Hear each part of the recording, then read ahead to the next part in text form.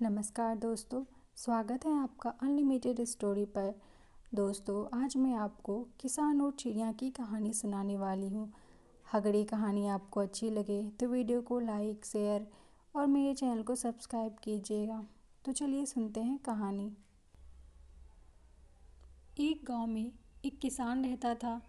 उसका गांव के बाहर एक छोटा सा खेत था।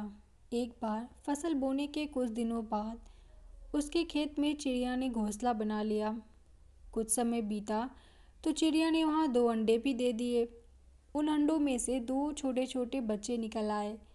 वे बड़े मज़े से उस खेत में अपना जीवन गुजारने लगे।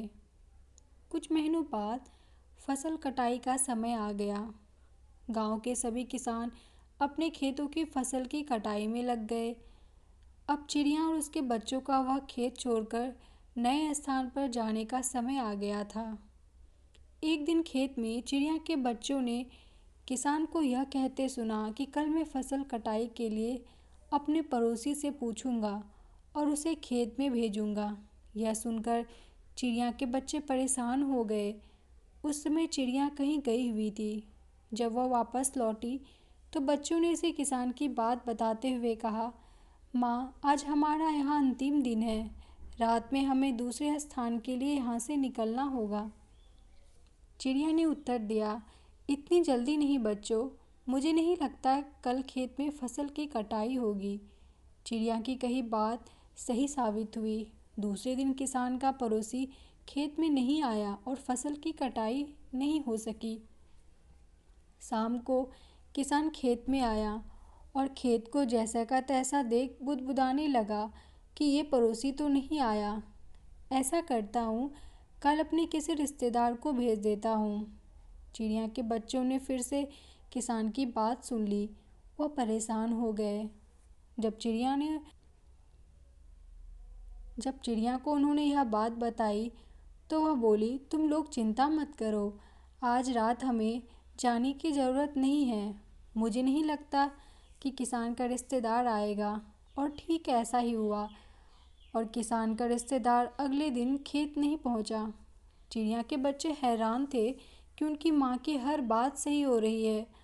अगली शाम किसान जब खेत आया तो खेत की वही स्थिति देख बुदबुदाने लगा, ये लोग तो कहने के बाद भी कटाई के लिए नहीं आते हैं।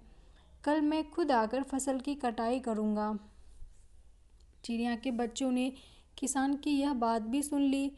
अपनी माँ को जब उन्होंने यह बताया तो वह बोली, बच्चों, अब समय आ गया है यह खेत छोड़ने का। आज रात ही हम यह खेत छोड़कर दूसरी जगह चले जाएंगे।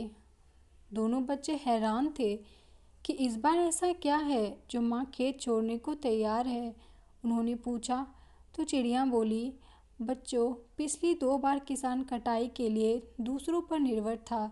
दूसरों को कहकर उसने अपने काम से पल्ला झाड़ दिया, लेकिन इस बार ऐसा नहीं है। इस बार उसने यह जिम्मेदारी अपने कंधों पर ले ली है, इसीलिए वह अवश्य आएगा। उसी रात चिड़िया और उसके बच्चे उस खेत से उड़ गए और कहीं चले गए। तो दोस्तों, दूसरों की सहायता लेने में कोई बुराई नहीं है, किंतु यदि आप समय पर काम शुरू करना चाहते हैं और चाहते हैं कि वह समय पर पूरा भी हो जाए, तो उस काम की जिम्मेदारी स्वयं लेनी होगी। दूसरी भी मदद उसी की करते हैं जो अपनी मदद खुद करता है। धन्यवाद।